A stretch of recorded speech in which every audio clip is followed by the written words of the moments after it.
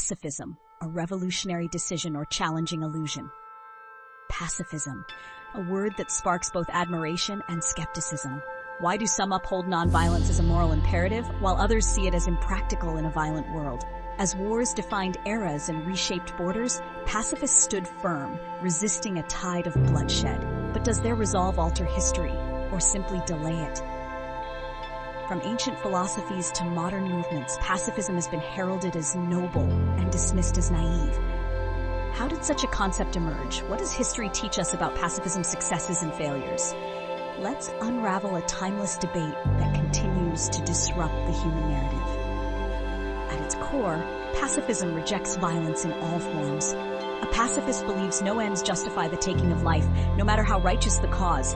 Rooted in empathy and moral steadfastness, it asks, can peace ever be achieved through war, or does violence breed only further destruction?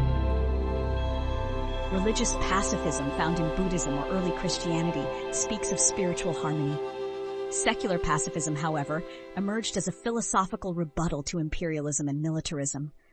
Across centuries, this ideology evolved, nudging humanity to reconsider harmful cycles of violence.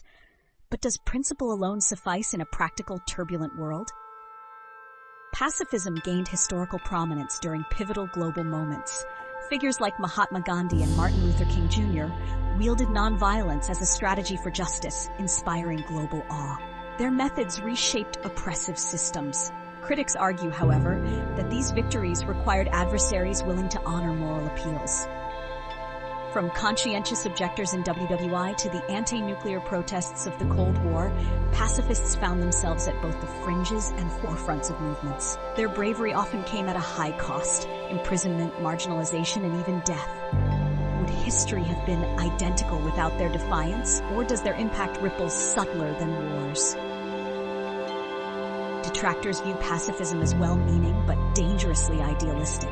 How, they ask, can societies protect themselves against tyrants without resistance? Would Nazis have been defeated under nonviolence? In dire moments, they argue, taking up arms is unavoidable to defend the vulnerable. Yet pacifists counter this argument, insisting that cycles of violence perpetuate repeated suffering. Violent victories, they say, build fragile peace. Is fighting violence with more brutality a sustainable solution? Or does refusing violence altogether prove to be the bolder, more lasting legacy of change? Is pacifism a revolutionary principle that transcends human conflict? Or does it falter at history's most perilous crossroads, unable to prevent catastrophe? The dichotomy of pacifism lies in this tension between morality and practicality. As historians, we unravel the intricate weave between its ideals and real-world outcomes. Consider Gandhi's peaceful resistance, contrasted with Pol Pot's brutal overthrow. Both changed nations forever. However, historians are left asking, does the lens of morality distort our understanding of power and freedom? Is pacifism humanity's moral compass or its Achilles heel? As we reflect on pacifism's legacy, its place in history remains provocative and deeply divisive. What role does nonviolence play in shaping the course of civilizations?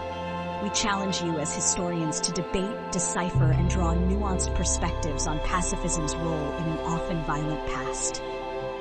Leave your thoughts below or continue the conversation in your professional circles. Does pacifism represent evolution or escapism in the human struggle? Share your take on this vital topic. Let's make history more than retelling the past. Let's take active roles in understanding its moral threads.